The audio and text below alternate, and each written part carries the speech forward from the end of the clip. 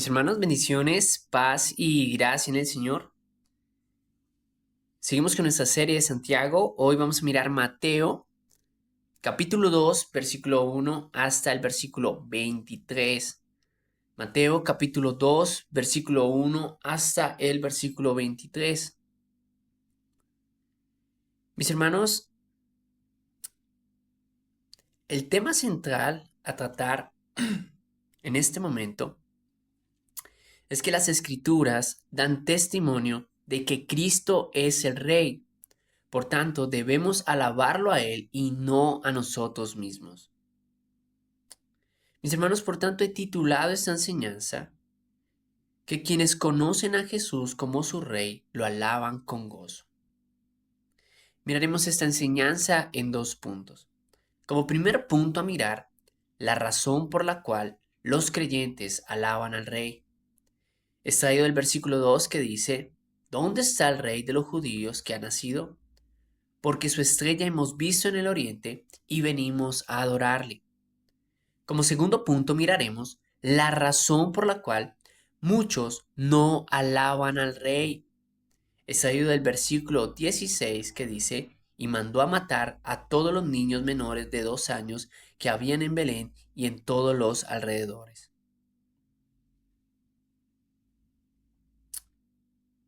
Siendo así, mis hermanos, damos inicio en este versículo a nuestro primer punto. Todo niño, mis hermanos, tiene un registro civil donde indica el nombre de sus padres, fecha y lugar de nacimiento.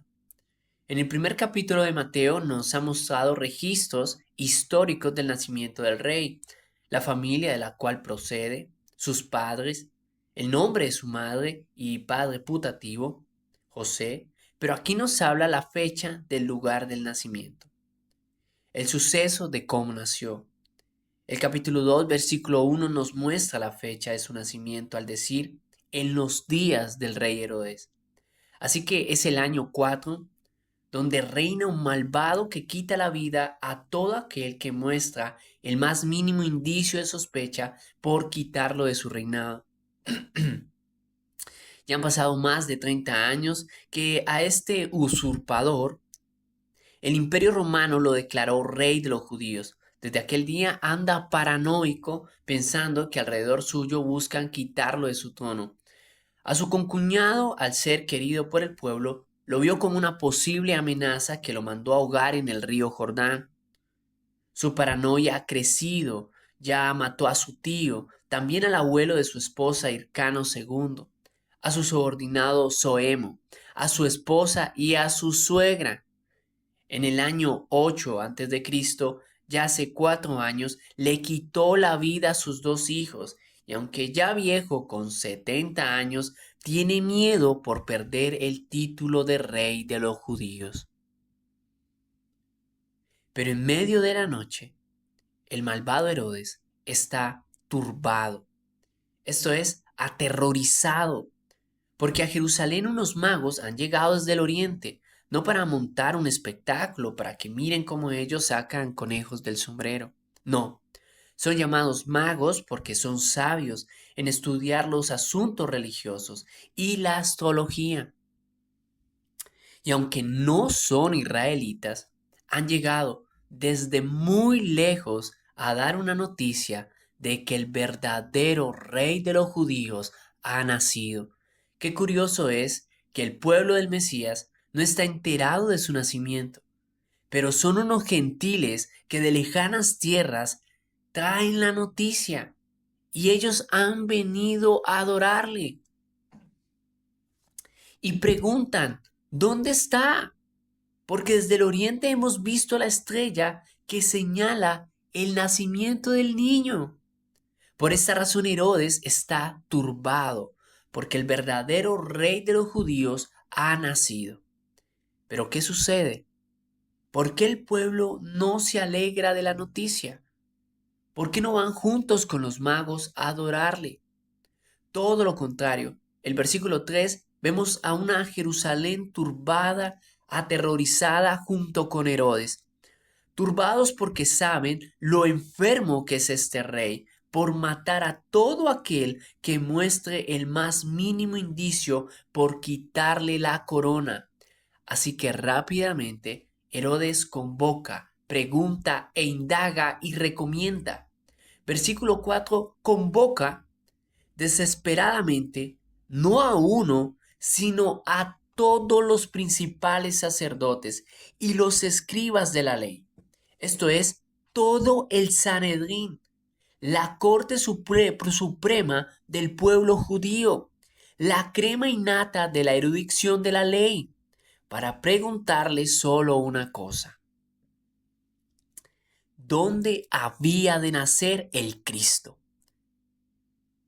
Ellos responden en Belén de Judea, señalando la evidencia del paradero de su nacimiento, citando el capítulo 5, versículo 2 del profeta Miqueas cuando dijo: Pero tú, Belén Efrata, pequeña para estar entre las familias de Judá, de ti me saldrá el que será Señor en Israel, y sus salidas son desde el principio, desde los días de la eternidad.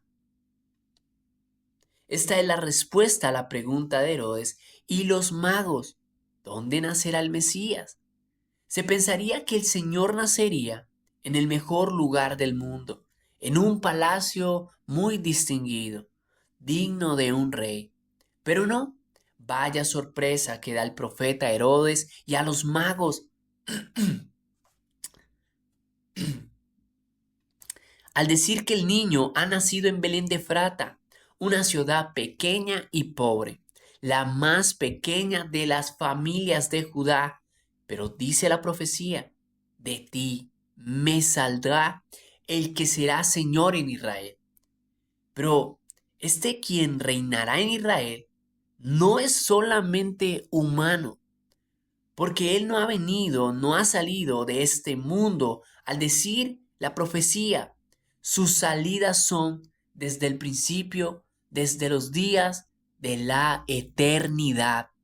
Esto quiere decir que Él es Dios, que ha salido, que ha venido del reino eterno, y que antes que este mundo fuese, Él habitaba en la eternidad, pero que ahora Él ha venido de la dimensión eterna y ha entrado en el espacio-tiempo, en el mundo temporal, para reinar por siempre al establecer su reino aquí en la tierra. Pero que siendo el dueño de todo, no nació en los lugares más bajos de Israel. Siendo él el Señor de todo, no se halló un lugar digno para él nacer, sino un pesebre donde hay animales, paja y estiércol. Ahí nació el Rey de Reyes y Señor de Señores, porque Él es un rey diferente, que rompe los esquemas humanos. Por ello no lo vas a encontrar conforme a las dimensiones humanas, lo encontrarás conforme el Padre lo ha establecido en las Santas Escrituras. Después de Herodes haber invocado y preguntado, ya tiene la respuesta: la ubicación del nacimiento del niño.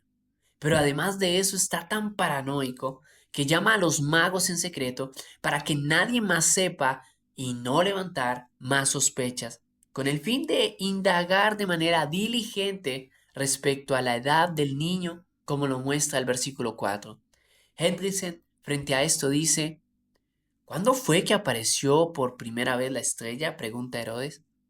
Para beneficio de los magos, fingió un profundo interés en la especialidad de ellos, las estrellas, en tanto que su verdadero interés era el niño, para poder destruirlo. Naturalmente, mientras más podía acercarse a su principal competidor, tal como él lo veía, más fácil le sería identificarlo para darle muerte. Él ya conocía el lugar de su nacimiento. Ahora, basado en la fecha de la aparición de la estrella, considera que está en condiciones de adivinar la edad aproximada del niño. Al estar convencido, cierro cita de Hendrickson, de lo que había aprendido de los magos, sabe que no le es conveniente matarlos, ni de contarles sus negras intenciones. Necesita de la sabiduría de ellos para que lo guíen más de cerca al niño. Por tanto, en el versículo 8, como él ya sabe la información del paradero de Jesús, dicha por el profeta, los envía con urgencia a Belén, dándole la orden: id allá y averiguad con diligencia acerca del niño. Y cuando le halléis, hacédmelo saber, para que yo también vaya y le adore. Pero sabemos lo engañador que es Herodes. Bueno, al salir ellos, ven la estrella que va andando delante de ellos, hacia la casa del niño. Cuando ellos llegaron a Jerusalén, no veían la estrella, pero ahora ésta aparece para guiarlos. Mientras ellos van siguiéndola y siguiéndola, la estrella al final ha llegado a su destino. Se ha detenido en lugar de la salvación, en una humilde casa de Belén.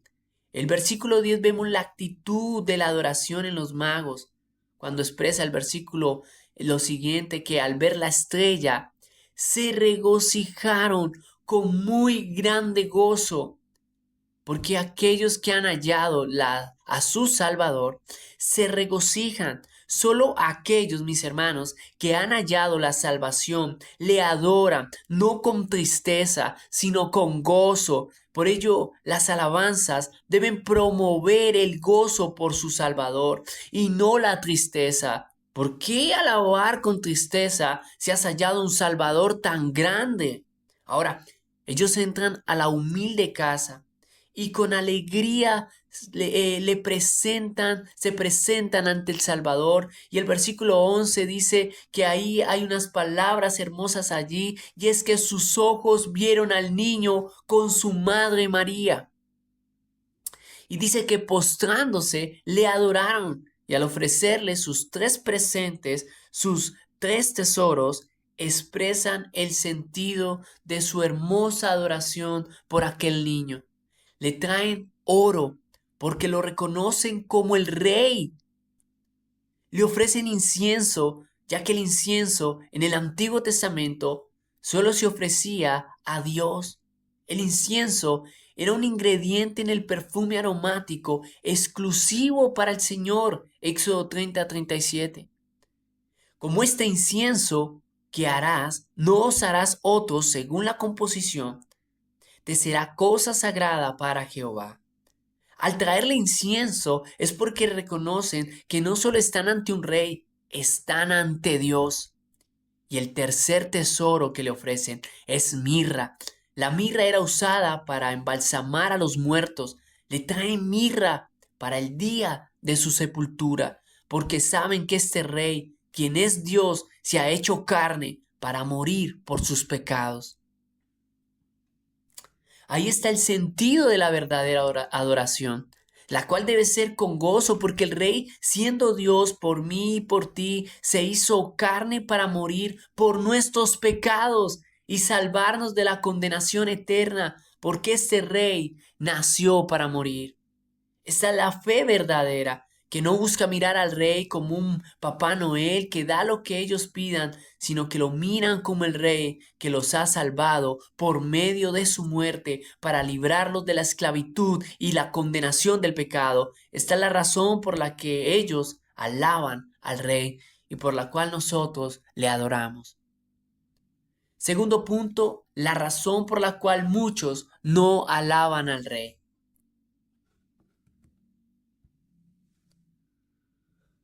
Por un lado hemos visto quienes alaban al rey, pero ahora seguimos viendo a un Herodes que no le quiere alabar. Todo lo contrario.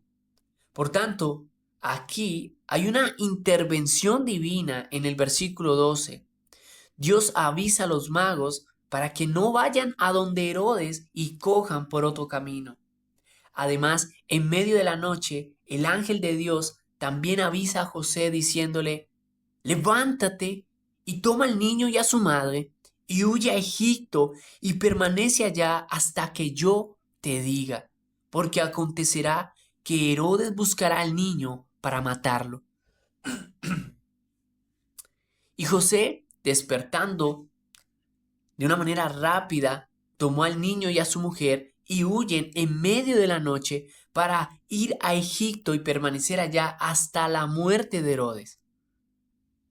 Aquí es donde nos preguntamos, ¿por qué Dios permite todo esto?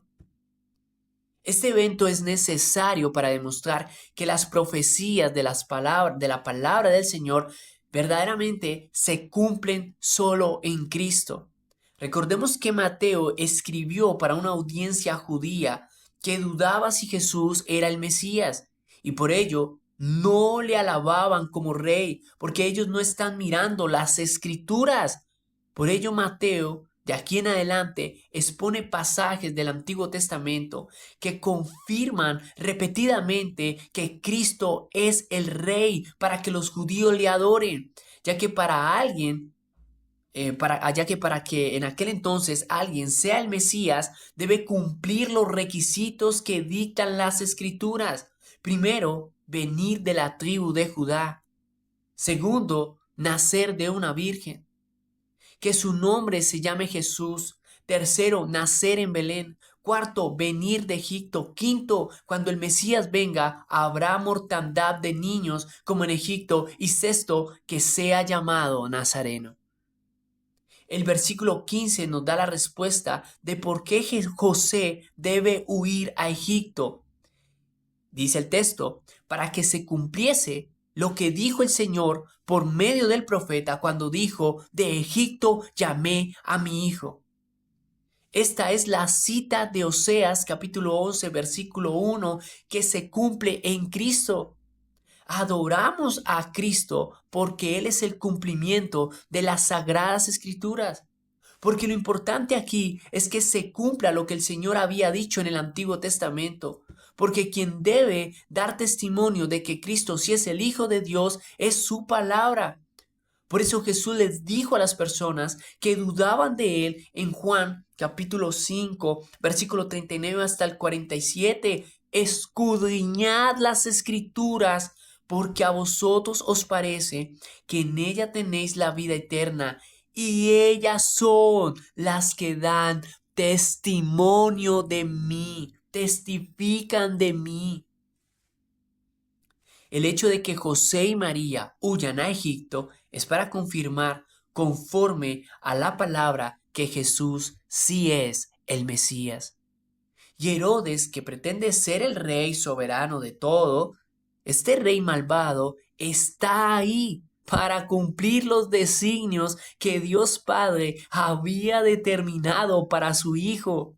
Herodes, quien pretende defender su reino, no es más que un vaso de barro puesto por Dios para mostrar la gloria de Cristo.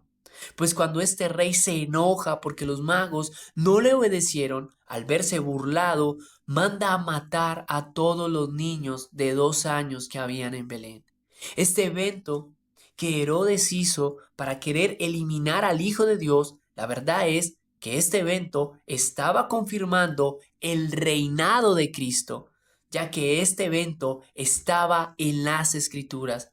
Porque cuando el Mesías vendría, las noches serían como las de Egipto, cuando Faraón mandó a matar a todos los recién nacidos de los hebreos. Este acontecimiento en Belén es similar al de Egipto. Es triste, es doloroso, pero necesario, pues está allí para dar cumplimiento a la palabra, como expresa el versículo 17 de Mateo al citar Jeremías 31:15, cuando dice, voz fue oída en Rama. Grande lamentación, lloro y gemido, Raquel que llora a sus hijos. Raquel fue la esposa de Judá, de donde viene una parte de Judá, de aquel patriarca donde vienen las 12 tribus de Israel. Ahora hay llanto y lamento en Belén porque Herodes le ha arrebatado la vida a todo varón menor de 2 años. Pero aquellos llantos en Belén confirmaron la venida del rey conforme a la escritura. El hambre de poder que tenía Herodes era tanta, pero tanta, que hizo hasta lo imposible por querer sacar a Dios de la ecuación. Pero por más que lo trató, era él quien estaba cumpliendo los planes del Señor. Lo que este hombre pensaba que hacía para mal, Dios lo estaba usando para bien. La historia cuenta que Herodes, aún este Herodes ya viejo, 5 días antes de su muerte, asesinó por tercera vez a uno de sus mismos hijos. Estaba tan embriagado por el poder que hasta el final este hombre quería reinar. El versículo 19 registra la muerte de Herodes, quien por cuidar su trono mataba por sospecha, y como nadie se le había escapado de sus planes de muerte, trató de hacer lo mismo con el Hijo de Dios, pero fracasó, porque la Escritura afirma que Cristo es el Rey de Reyes y Señor de Señores, el verdadero Rey de los judíos. Y con ese mismo título murió en la cruz. Rey de los judíos. Después de la muerte de Herodes, vemos cómo los ángeles, hasta el final de la preservación de la vida de Jesús, estuvieron ahí para dar indicaciones a José en cada movimiento para que éste sea conforme a la palabra del Padre. Y una vez más vemos al ángel para que José haga un movimiento más, para que ahora vaya con el niño y su madre a la tierra de Israel. Pero José no va a Judea porque está el rey Arquelao, quien ha reemplazado a Herodes, porque teme que Arquelao también quiera matar al niño. Pero como José es un soñador, Dios le habla por medio de sueños para que viva en la región de Galilea, en la ciudad de Nazaret, como lo muestra el versículo 22 y el 23. ¿Y por qué tenía que vivir en Galilea, mis hermanos? Una vez más dice el texto, para que se cumpliese lo que fue dicho por los profetas, que habría de ser llamado Nazareno, porque la escritura se cumple en Cristo. Por ello Él es el Rey. Y hay muchas formas de pensamientos sobre la persona de Cristo en las que se puede creer equivocadamente. De hecho, hay personas que creen en un Jesús que no es conforme a las Escrituras. Por ello, nuestro Señor dijo, el que cree en mí, como dice la Escritura. ¿De qué manera, mis hermanos, este pasaje nos enseña a vivir? Las Escrituras dan testimonio de que Cristo es el Rey digno de alabanza. Pero tristemente vivimos en un reino como el de Herodes, que se opone a Dios, que ataca al Evangelio, que promueve el aborto, la matanza de los niños, que verdaderamente no busca glorificar el nombre de Dios, porque se opone a Dios, que promueve un mensaje donde el hombre es dueño de su propia vida, donde cada quien quiere ser su propio rey, ser el centro de atención en la familia, en la relación de pareja. ¿Por qué? Porque se oponen a Dios. Se oponen a Dios porque Él es santo, porque Él no va de acuerdo con sus placeres. Le señala su pecado y por ello quieren callar la voz de la conciencia, la voz que los acusa. No quieren aceptar a este Rey eterno porque no quieren someterse a su voluntad, cumpliendo sus demandas, porque quieren ser reyes de sí mismos. A la final muchos como Herodes morirán, habiéndoseles mostrado por las escrituras y aún por la ciencia de los magos que hay un rey. Hoy en día vemos cómo la ciencia no puede negar que hay un creador. Ellos morirán en su incredulidad porque estaban aferrados a hacer de ellos sí mismos su propio Dios, así como este rey malo que atacaba a la masculinidad de la familia. Así también en estos días, el sistema de gobierno promueve la idea de un empoderamiento perverso a la mujer para que tome el lugar del varón que no le corresponde, haciéndole creer que el sexo más atacado durante la historia es la mujer. Esto que estoy diciendo no se trata de machismo ni de feminismo, se trata de un aspecto real en las escrituras, en la historia. Jamás escucharás de un faraón que mandó a matar a todas las niñas en Egipto, o de un rey que mandó a matar a todos los varoncitos en Belén. Solo, mis hermanos, a todas las mujeres en Belén, disculpen, solo escucharás que esto sucedió cuando mataron a los varones en aquella época. En las conquistas de los reinos, la orden era que maten a los hombres y dejen a las mujeres. Pero este sistema antidios promueve a la mujer, que durante la historia ellas han sido el sexo más atacado, con el fin de destruir a la familia. Las escrituras nos han mostrado que no debemos esperar que un gobierno promueva el reinado de Cristo. Esa responsabilidad le compete a nosotros, a la iglesia. ¿Qué más nos enseña este pasaje?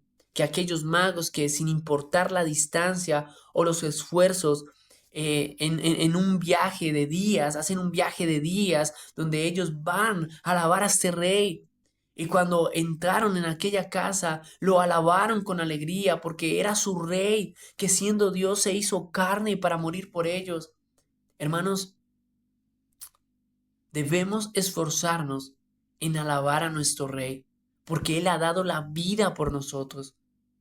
Y te pregunto, cuando vienes a este lugar a alabar a Dios con alegría, ¿estás pensando o buscando otras cosas que te den alegría, ignorando que la mayor alegría que debe haber en tu corazón es que el Dios hecho carne murió por ti para salvarte de tus pecados y que por ello debes alabarlo con gozo? Cuando una persona siente gozo o alegría por las cosas materiales, o cuando los problemas se solucionan y no en aquel que dio su vida para salvarte del pecado, dos cosas pueden suceder aquí: que dicha persona tal vez no sea salva, o que es un salvo pero que no tiene un conocimiento de su rey. Lo tiene, y si lo tiene demasiado pequeño, y éste le impide contentarse en la salvación que él le ha dado. No olvides nunca que aunque José y María tenían en su hogar a Jesús, Él no vino a darles prosperidad financiera. La alegría de ellos no fue porque el Señor los hiciera ricos. Es más, siendo el Señor el dueño del oro y de la plata. Después de la muerte de José, Jesús sostuvo a su familia como un humilde carpintero. Y cada día que tallaba y martillaba los clavos en la madera, se estaba preparando para su crucifixión. Porque Él no vino a dar dinero, vino a morir para dar vida. Y si esa no es tu alegría para adorarlo, entonces no sé qué más quieres. No quiero ser satírico contigo, pero aquí sí hay una aplicación directa de parte de Dios en el texto, y es que estos magos no vivían a 2 casas de Jesús, vivían a días de distancia y fueron a adorarlo porque Él era su Salvador. Y hay hermanos que viven a 1 hora, a media hora, otros a la vuelta de la iglesia, y a veces, hermano, no están aquí alabando a Dios. Y esto muestra que al creyente le hace falta ver lo hermoso y maravilloso que es Jesús para su vida. Otra aplicación: aunque era Dios Padre quien protegía la vida de Jesús, José cuidó al Salvador de la muerte, aferrándolo a sus brazos como si la vida del Salvador dependiera de él. Mis hermanos, Dios no solo puso al Salvador en los brazos de José, también puso al Salvador en el corazón nuestro por medio de la fe. Y aunque es el Padre quien asegura tu salvación para que no se pierda, pero así como José, cuida de la salvación que el Señor te ha dado, como si dependiera de tus fuerzas, pero depende del Señor. Aférrate a ella huyendo de la muerte y del pecado. Por ello, alábalo con gozo. Aprecia esta salvación. La salvación a ti no te costó nada, pero a Él le costó mucho. Por eso, apréciala. También alégrate, porque el Señor nació en un lugar más humilde que en una casa y en un pesebre. Nació en nuestros corazones. Por tanto, cuida de tu corazón, porque ahí está tu Salvador. Por ello, alégrate con gozo. Muchos alaban y buscan a Dios solo por lo que Él puede dar de sus manos. Y si no encuentran respuesta, se desaniman para buscarle. Pero si el Señor apareciera a ellos con sus manos cerradas, dando la impresión que dentro de ellas hay un detalle para darles, de seguro muchos pensarían en las llaves de un carro o en una casa, o en una tarjeta que diga: tu petición ha sido respondida. Pero si el Señor abre sus manos, lo único que verán en sus palmas serán las marcas hechas por los clavos. Entonces el Señor les diría, ¿qué más quieres? Dime, ¿qué más quieres? Ay, hermano, si el Señor murió para darte vida, solo alábale con alegría, porque ¿qué más quieres? Si careces de gozo para adorar al Señor, debes recordar que el gozo se avivará cuando tienes mayor comprensión de lo que Jesús hizo por ti. Por tanto, es necesario que perseveres en la búsqueda del conocimiento de Dios, porque teniendo una mayor comprensión de Jesús, conforme a su palabra, ten por seguro que tu gozo se avivará para alabar con regocijo al Rey que murió por ti. Mis hermanos, bendiciones, paz y gracia en el Señor. Alaba a tu Rey con alegría. Amén.